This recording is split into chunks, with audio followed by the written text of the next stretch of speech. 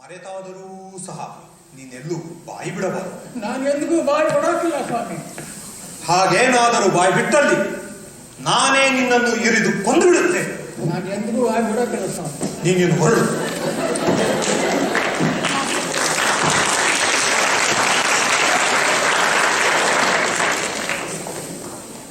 ಇದೇನು ಮಾಡುತ್ತಿರುವೆ ಪ್ರಧಾನಿಗಳೇ? ದೇವರು ದಯಾಮಯಿ ಕುಮಾರ.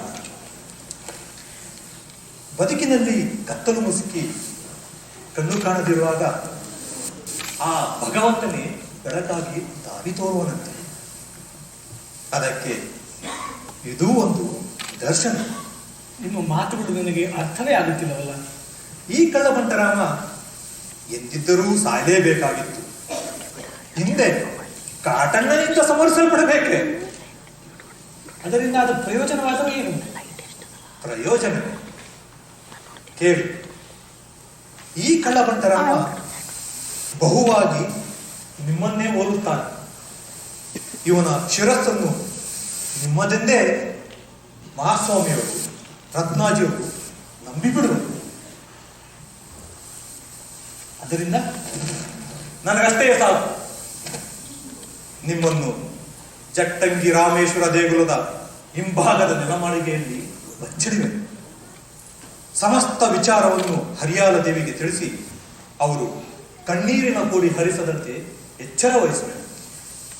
ಇದರಿಂದಾಗುವ ಉಪಯೋಗವಾದರೂ ಏನು ಪ್ರಧಾನಿಗಳು? ಸಮಯ ಬಂದಾಗ ಶತ್ರುಗಳು ಬುತ್ತಿಗೆ ಹಾಕಿದಾಗ ಅಪ್ಪಾಜಿಯವರ ಕಣ್ಣು ತೆರೆದೇ ತೆರೆಯುವುದು. ಆಗ ನೀವು ಸುರಕ್ಷಿತವಾಗಿ ಹೊರಗೆ ಬರಬಹುದು. ಇಷ್ಟೆಲ್ಲ ಶ್ರಮ ಬೇಕೆ ಪ್ರಧಾನಿಗಳು? ನನಗೆ ಬದುಕುವ ಆಸೆಯೇ ಉಳಿದಿಲ್ಲ. ಹಾಗೆಂದರಾಗುವುದೇ? ನೀವಿಲ್ಲದ ಕಂಪಿಲಿ ರಾಜ್ಯವು ಅನಾಥವಾಗುವುದು, ಶತ್ರುಗಳ ದಾಳಿಗೆ ತುತ್ತಾಗುವುದು. ಆದುದರಿಂದ ನೀವು ಬದುಕಬೇಕು. ಬದುಕಿ ನಮ್ಮ ರಾಜ್ಯವನ್ನು ನಮ್ಮೆಲ್ಲರನ್ನು ಕಾಪಾಡಿಕೊಳ್ಳಬೇಕು. ಆಗಲಿ ಪ್ರಧಾನಿಗಳು, ನೀವು ನನ್ನನ್ನು ಸಾಕಿದವರು. ಈಗ ನನ್ನನ್ನು ಸಲಹಬೇಕೆಂಬ ಮನಸ್ಸು ದೇವರು ನಿಮಗೆ ಕೊಟ್ಟಂತೆ. ಹಾಗೆ ನೀವು ಹೇಳಿದಂತೆಯೇ ಮಾಡುತ್ತೇನೆ.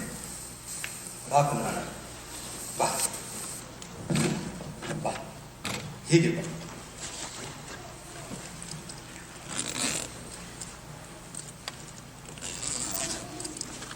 ಮಹಾರಾಜ, ಮಹಾರಾಜ, ಮಹಾರಾಜ, ನಿಮ್ಮ ಮಗ ನಿರಪರಾಧಿ. ಅವನ ಕೊಲೆ ನಿಲ್ಲಿಸಿ. ಏನು? ಅವನ ವಿಚಾರವಾಗಿ ನಾನೆಲ್ಲ ಹೇಳಿದ್ದು ಸುಳ್ಳು. ಅವನನ್ನು ಮೋಹಿಸಿ ಕೆಣಕಿ ಕಾಡಿದವಳು ನಾನು. ನಮಗೆ ಸಂದೇಹ ಇದ್ದೇ ಇತ್ತು. ಅಯ್ಯೋ ಕುಮಾರ, ಈಗೇನಾಗಿದೆಯೋ ಕಾಣಲಿಲ್ಲ.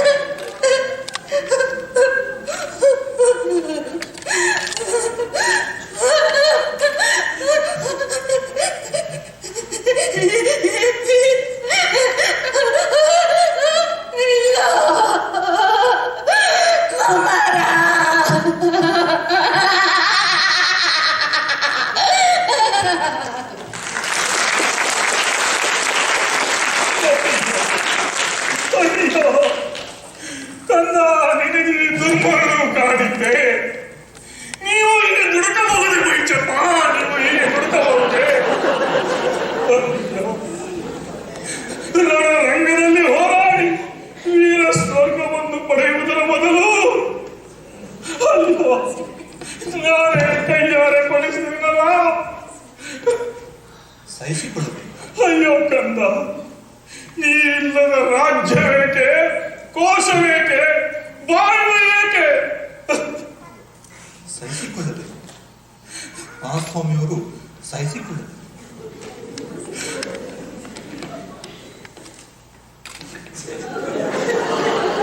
ಸರ್ವನಾಶವಾಯಿತು.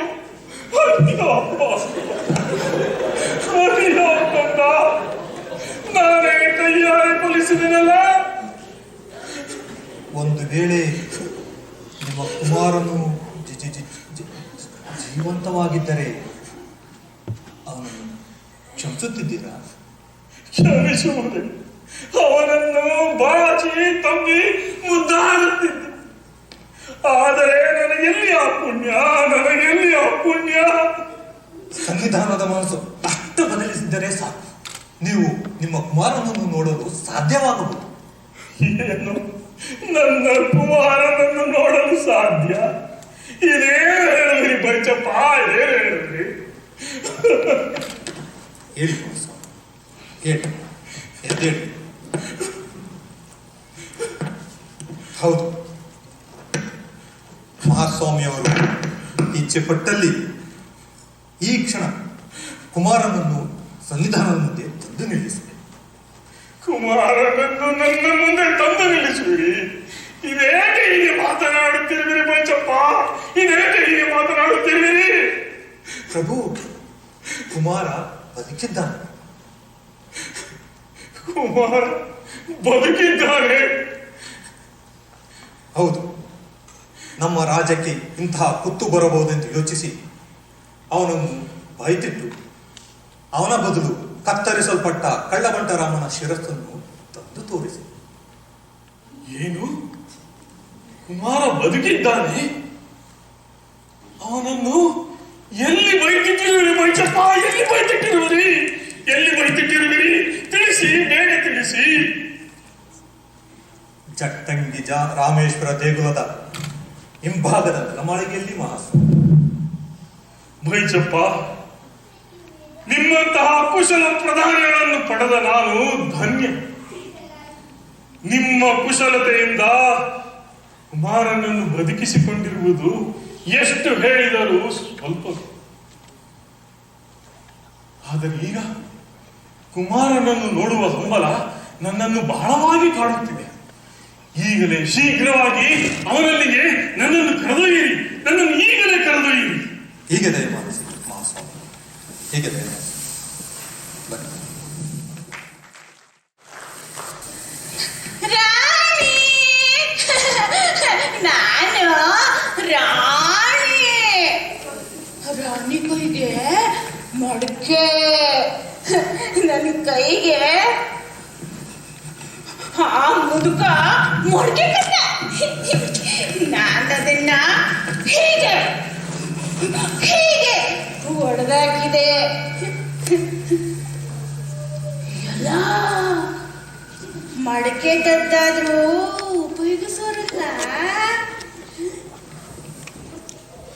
ತಾಯಿ ಕಟ್ಟಿದ ಎತ್ತರ ಗೂಡಲ್ಲಿ ಗರುಡ ಮರಿ ಬೆಚ್ಚ ಕೂತಿದ್ದ.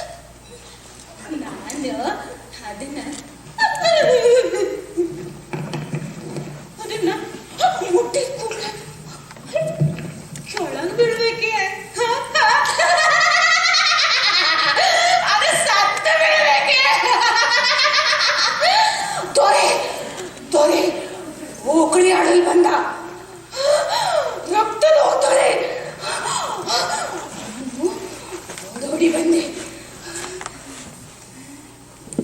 ಅಯ್ಯ, ನನಗೊಪ್ಪುದು ಕೊಪ್ಪು ಸೀರೆ, ಬಿಳಿ ಸೀರೆ ಬೇಡ ಅಂದೆ. ಹಾಳು ಸಂಭ ಇದ್ದಳಲ್ಲ, ಹಠ ಮಾಡಿ ಮತ್ತೆ ಈ ಬಿಳಿ ಸೀರೆನೇ ಉಡಿಸಿದ್ರು. ಇದೀಗ ಹುಚ್ಚು, ಯಾವ ಬಣ್ಣದ ಸೀರೆಯನ್ನು ಉಡಿಸಲಿಲ್ಲ ನಾನು? ನನಗೆ ಇಷ್ಟು ದಾಹ ಆಗ್ತಾ ಇದೆ. ಸಾಗರ ಸಾಗರವನ್ನೇ ಹೀರು ಬಿಡುವಷ್ಟು ದಾಹ. ಅದನ್ನ ಹಿಂಸೋದು ಹೇಗೆ? ಅದನ್ನ ಹಿಂಸೋದು ಹೇಗೆ? ಅಲ್ಲಿ ಗೋವು ನೀರು ಕುಡಿದ ತೊಟ್ಟಿ ಕಾಣ್ತಾ ಇದೆ. ಅಲ್ಲಿಗೆ ಹೋದ್ರೆ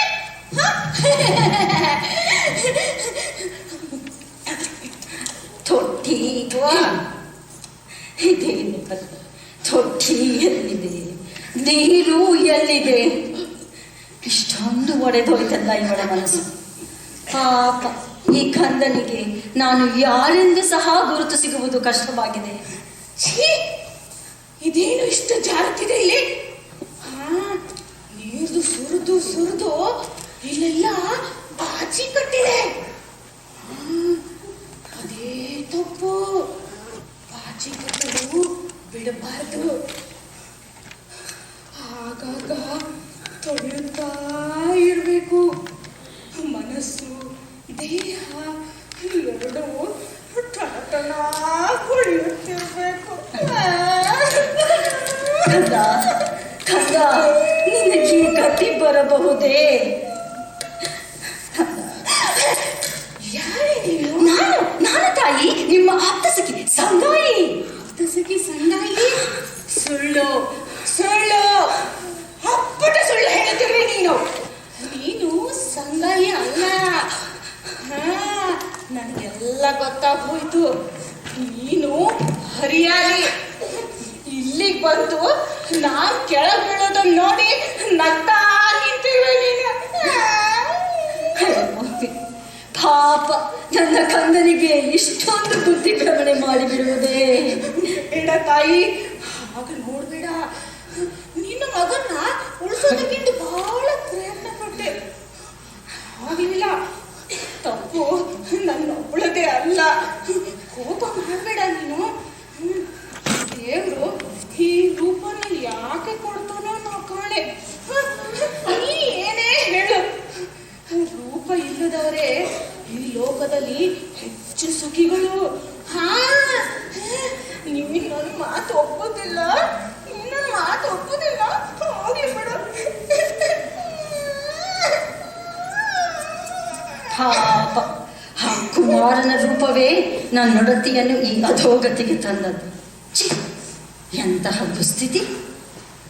ಇವಳಿಗೆ ಈ ದುರಾವಸ್ಥೆ ಪ್ರಾಪ್ತವಾದಾಗಿನಿಂದಲೂ ಊಟ ಸೇರದೆ ನಿದ್ದೆ ಬಾರದೆ ನನಗೂ ಸಹ ತಲೆ ಕೆಟ್ಟಂತಾಗಿದೆ.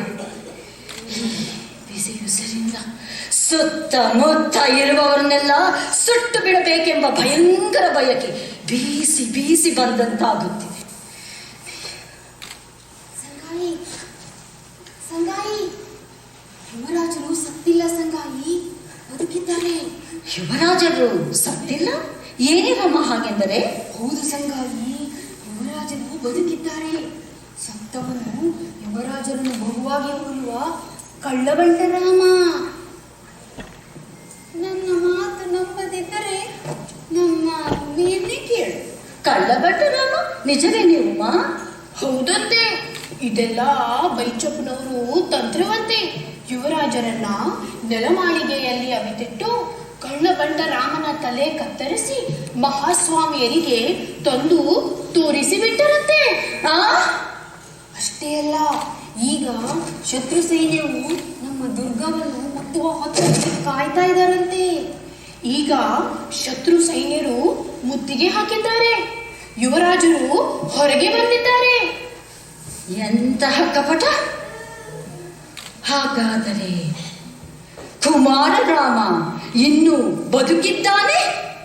ಅಷ್ಟೇ ಅಲ್ಲ ಸಂಗಾಯಿ, ಮಹಾಸ್ವಾಮಿಯವರು ಯುವರಾಜರನ್ನೇ ಪುನಃ ನಮ್ಮ ದಂಡಿಗೆಲ್ಲ ಸೈನ್ಯಾಧಿಕಾರಿಯನ್ನಾಗಿ ಮಾಡಿರುವರಂತೆ. ಯುದ್ಧ ಆಗಲೇ ಶುರುವಾಗಿ ಬಿಟ್ಟಿದೆ ಅಂತೆ. ಕೊನೆಗೂ ಇದರಿಂದ ಕೇಡಾದದ್ದು ನನ್ನೊಡತಿ ಒಬ್ಬಳಿಗೆ. ಪಾಪ, ಪ್ರೀತಿಸಿದ್ದೇ ಇವಳ ತಪ್ಪಾಗಿದೆ. ಕೇವಲ ಪ್ರೀತಿಸಿದ್ದ ಕಾರಣಕ್ಕಾಗಿ ಇವಳ ಮನಸ್ಸು ಒಡೆದು ಚೂರಾಯಿತು. ಕುಮಾರರಾಮ ಮಾತ್ರ ಯಥಾ ಪ್ರಕಾರ ಎಲ್ಲ ವೈಭವದಿಂದ ಮೆರೆಯುತ್ತಿದ್ದಾನೆ. ಇರಲಿರಲಿ, ಅವನ ವೈಭವವನ್ನು ಮುರಿಯುತ್ತೇನೆ. ನನ್ನೊಡತಿಗಾಗಿರುವ ಅನ್ಯಾಯಕ್ಕೆ ಸೇಡು ತೀರಿಸಿಕೊಳ್ಳುತ್ತೇನೆ. ಆದರೆ ಸೇಡು ತೀರಿಸಿಕೊಳ್ಳುವ ಬಗ್ಗೆ? ಸಂಗಾಯಿ, ಒಡತಿಗೆ ಭೋಜನ ತರುವ ವೇಳೆ ಆಯಿತು. ನಾವಿನ್ನು ಹೊರಡುತ್ತೇವೆ.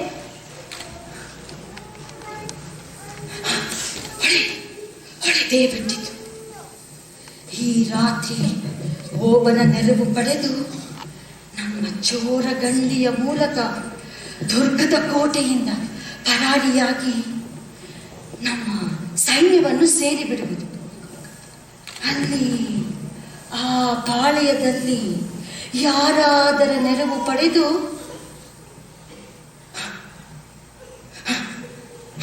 ಹಾಗೆ ಮಾಡುವುದೇ ಸರಿ.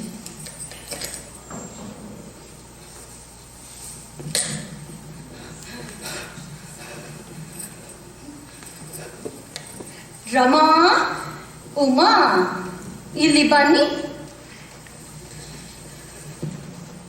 ನೋಡಿ, ನನಗೇಕೋ ಈ ಅರಮನೆಯ ಬದುಕು ಬೇಡವಾಗಿದೆ. ಯಾರಿಗೂ ಹೇಳದಂತೆ ಕೆಲ ಕಾಲ ಅಜ್ಞಾತವಾಗಿ ಇದ್ದು ಬಿಡಬೇಕೆಂದು ತೀರ್ಮಾನಿಸಿದ್ದೇನೆ. ರಾಣಿಯವರ ಗತಿ? ನೀವಿಬ್ಬರು ಇರುವಿರಲ್ಲ. ಉಮಾ, ರಮಾ, ನಿಮ್ಮನ್ನೇ ನಂಬಿ ಹೋಗುತ್ತಿರುವೆ. ನಮ್ಮ ರಾಣಿಯು ಮಗುವಿನಂತೆ ಆಗಿಬಿಟ್ಟಿದ್ದಾಳೆ. ಅವಳನ್ನು ಬಹು ಎಚ್ಚರಿಕೆಯಿಂದ ಕಾಪಾಡಿಕೊಳ್ಳಬೇಕು. ನಾವು ನೋಡಿಕೊಳ್ಳುತ್ತೇವೆ, ಚಿಂತೆ ಮಾಡಬೇಡ. ಅವಳು ಅರಮನೆಯಿಂದ ಹೊರಗೆಲ್ಲೂ ತಪ್ಪಿಸಿ ಹೋಗದಂತೆ ಕಾಪಾಡಿಕೊಳ್ಳಬೇಕು.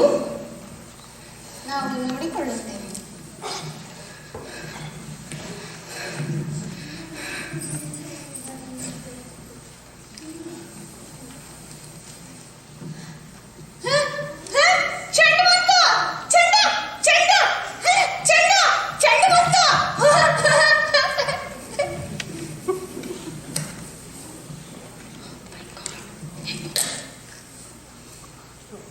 ಇಷ್ಟಕ್ಕೆ ನಾವು ಹೆಮ್ಮೆ ಪಡುವಂತಿಲ್ಲ ಮಲ್ಲರಸೆ.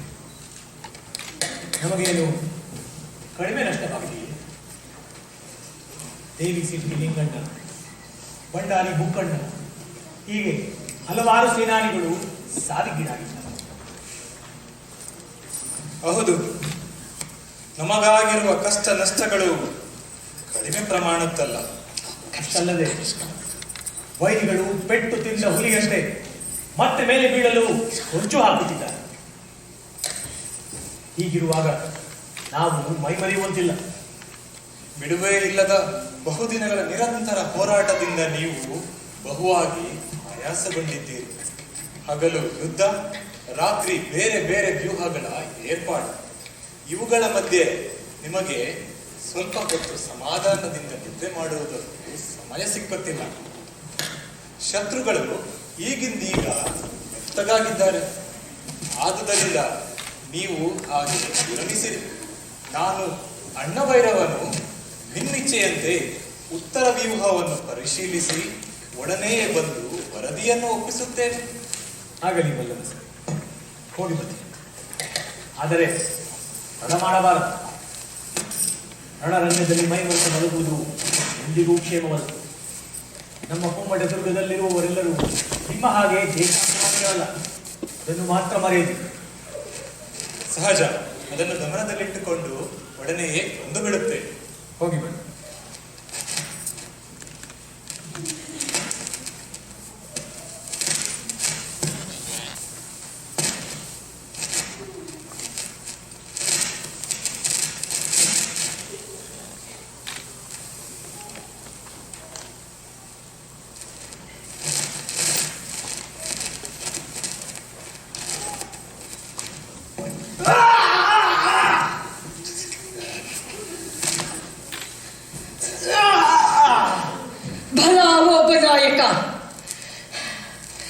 ಮೆಚ್ಚಿಕೊಂಡೆ ನಿನ್ನ ಕೈ ಚಳಕವನ್ನು. ಈಗ ನನ್ನ ಕೈ ಚಳಕವನ್ನು ನೋಡು.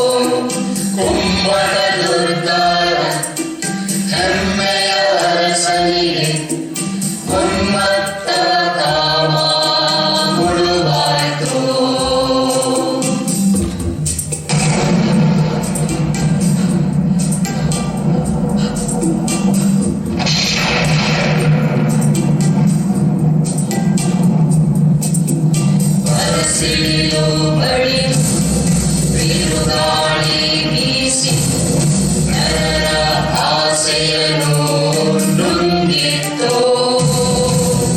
ಮಿಂಚಲ್ಲಿ ಮಿಂಚು, ಮಣ್ಣಲ್ಲಿ ಮಣ್ಣು, ಕೊನೆಯಲ್ಲಿ ಕಾಲದ ವಶವಾದರು.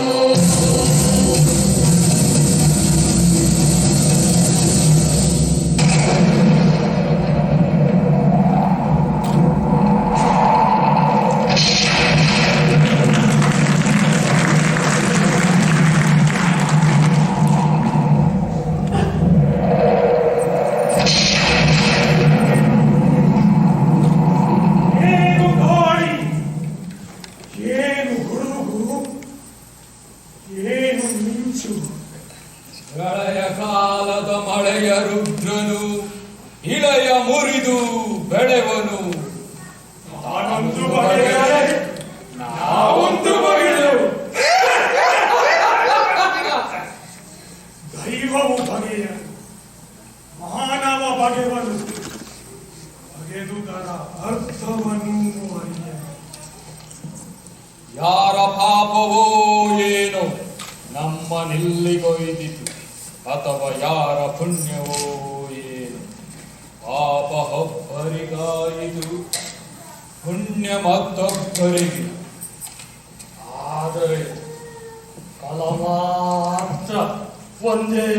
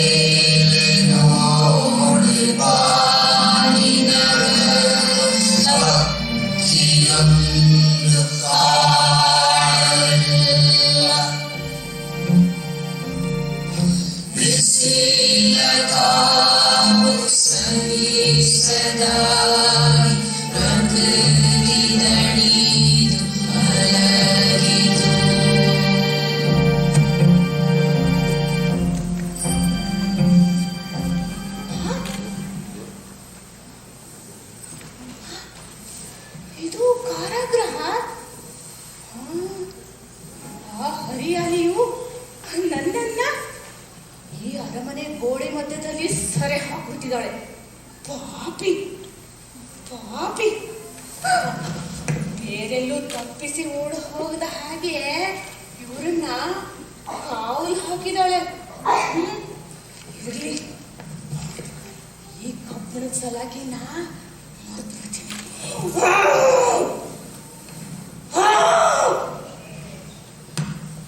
ಅಯ್ಯೋ, ಆಗಲೇ ಇಲ್ಲ. ಗಟ್ಟಿ ಸಲಾಗಿ. ಅಯ್ಯೋ, ಇನ್ನೆಷ್ಟು ದಿನ ನನಗೆ ಈ ಬಂಧನ?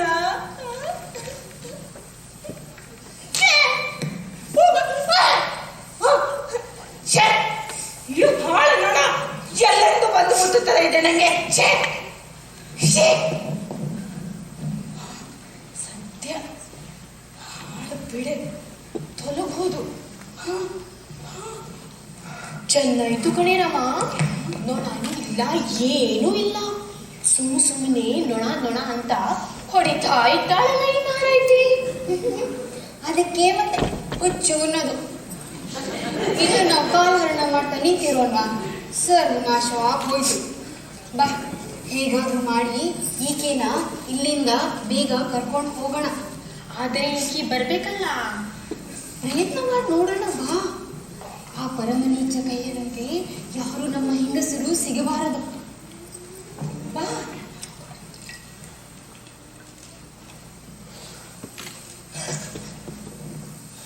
ನನಗೆ ಊಟ ಬೇಡ. ಪಾಪ ಆ ಮುದುಕ ತುಂಬಾ ಹಸ್ತಿದ್ದಾನೆ. ಅವನಿಗೆ ಹೊಗಳು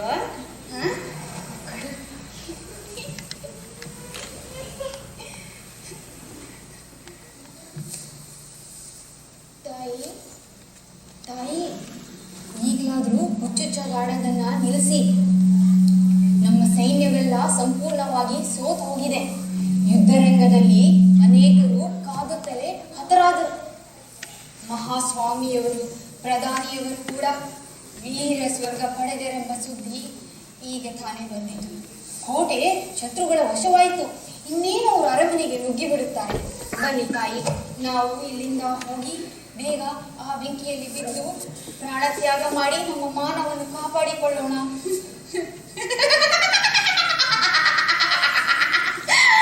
ನಾನು ಒಬ್ಳೆ ಈ ವಿಶಾಲ ಜಗತ್ತಿನಲ್ಲಿ ನಾನು ಒಬ್ಳೆ.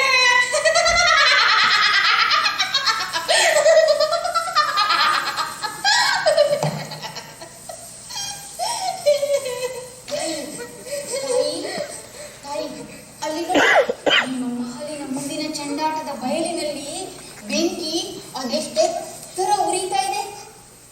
ಅರಮನೆಯ ಹೆಂಗಸರೆಲ್ಲರೂ ಆ ಬೆಂಕಿಯಲ್ಲಿ ಬಿದ್ದು ತಮ್ಮ ಪ್ರಾಣ ತ್ಯಾಗ ಮಾಡುತ್ತಿದ್ದಾರೆ. ನೋಡಿ ನೋಡಿ. ಈಗ ಈಗ ಹರಿಯಾಣ ದೇವಿಯವರು ಅಯ್ಯೋ ಅಯ್ಯೋ ಪಾಪ ಅವರು ಬೀಳೋದಕ್ಕೆ ಸಿದ್ಧ ಮಾಡ್ಕೊಳ್ತಾ ಇದ್ದಾರೆ. ಅಯ್ಯೋ ಅಯ್ಯೋ, ಅವರು ಕೂಡ ಬಿಟ್ಟು. ಅಯ್ಯೋ ಹುಚ್ಚಿ, ಆ ಬೆಂಕಿ ಬಿದ್ದಳು ಹರಿಯಾಲಿ ಅಲ್ಲ ಕಣೆ, ಅವಳು ರತ್ನಾಜಿ. ಹರಿಯಾಲಿ ಇನ್ನೂ ಬದುಕಿದಳೆ. ಪಾಪ ಆ ರತ್ನಾಜಿನೇ ಹಾಗೆ ಬತ್ತಿ ದೊಗದೊಗ ಊದೋಗ್ತಾ ಇರೋದು. ಸರಿ ಹೋಯ್ತು. ಲೇ ರಮ, ರಾಣಿಗೆ ಊಟ ಹುಚ್ಚು ಹಿಡಿದಿದೆ.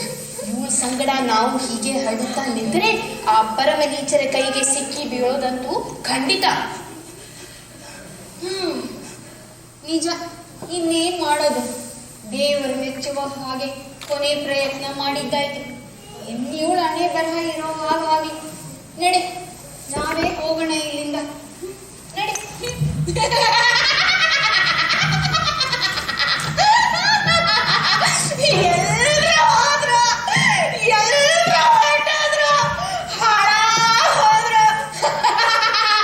ಇನ್ನು ಈ ವಿಶಾಲ ಜಗತ್ತಿನಲ್ಲಿ ನಾನು ಒಬ್ಳೆ.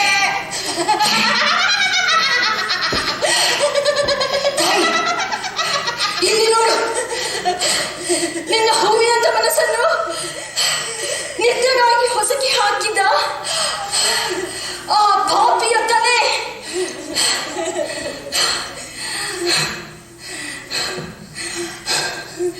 ಕುಮಾರ ರಾಮನ ಶಿರಸ್ಸು ನಿನ್ನ ಮುಂದೆ ಪ್ರತಿಜ್ಞೆ ಮಾಡಿದಂತೆ ನಾನೇ ಸಾಹಸದಿಂದ ಕಡಿದು ತಂದಿರುವೆ.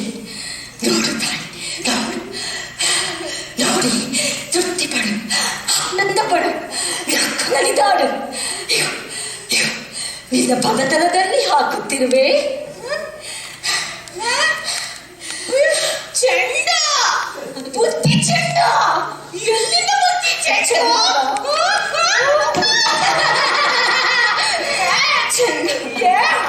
ಚೆಂಡೆ ಎಲ್ಲ ನಿನ್ನಿಂದ ಬಂದಿ ನನಗೆ ನೋವು.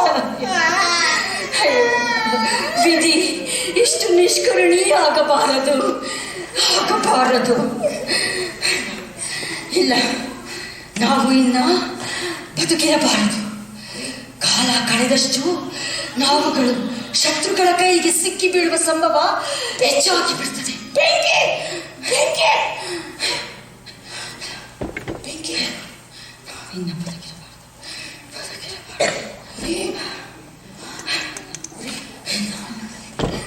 ಉರಿ ಕಾಣ್ತಾ ಇದೆ.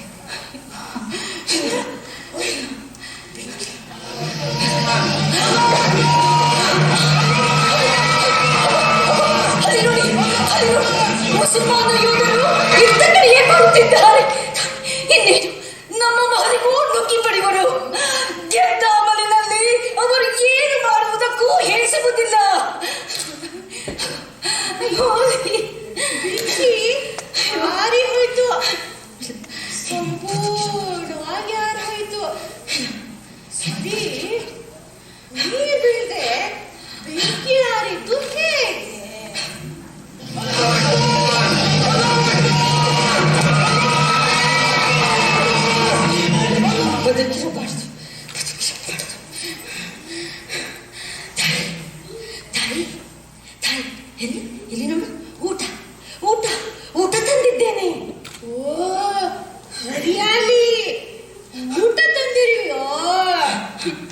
ಸದ್ಯ ಈಗ್ಲಾದ್ರೂ ನಿನಗೆ ನನ್ನ ಮೇಲೆ ಕರುಣೆ ಬಂತಲ್ಲ. ಕೊಡು ಕೊಡು. ಆಯ್ತು, ಇನ್ನೆಂದೂ ಹಸಿವಾಗದಂತಹ ಊಟ ಕೊಡುತ್ತೇನೆ. ಇನ್ನೆಂದು ಹಸಿವೆ ಆಗದ ಊಟ? ಹಾಗೆ ಇರಿ, ಇನ್ನು ಸ್ವಲ್ಪ ಹಾಗೆ, ಅಗಲವಾಗಿ, ಹಾಗೆ.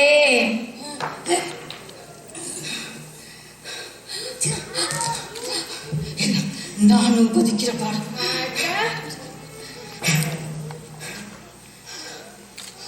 ಊಟ ಊಟ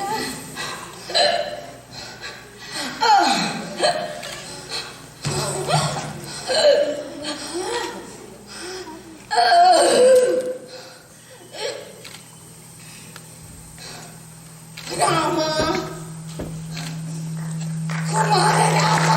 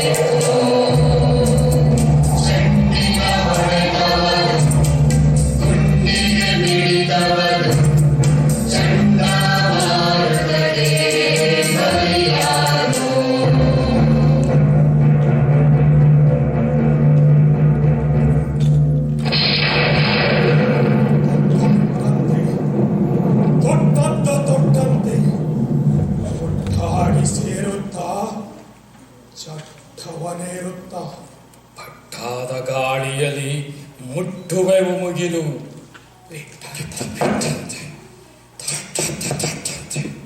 ಪಾಪ ಪುಣ್ಯ, ಪುಣ್ಯ ಪಾಪ, ಒಳಿತು ಕೆಡುಕು, ಕೆಡುಕು ಒಳಿತು. ಸೊಗಸೇ ಹೊಲಸು, ಹೊಲಸೇ ಸೊಗಸು. ಗಾಳಿಯೊಳು ಮರಳಿ ಮೂವರು ನಾವು ಸೇರುವುದು ಎಲ್ಲಿ? ಮಿಂಚಲ್ಲಿ, ಮಳೆಯಲ್ಲಿ, ಬಿರುಗಾಳಿಯಲ್ಲಿ. ಗದ್ದಲ ಕೋಲಾಹಲ ಮುಗಿದಲ್ಲಿ, ಗೆದ್ದಲ್ಲಿ, ಸೋತಲ್ಲಿ, ಕದನದಲ್ಲಿ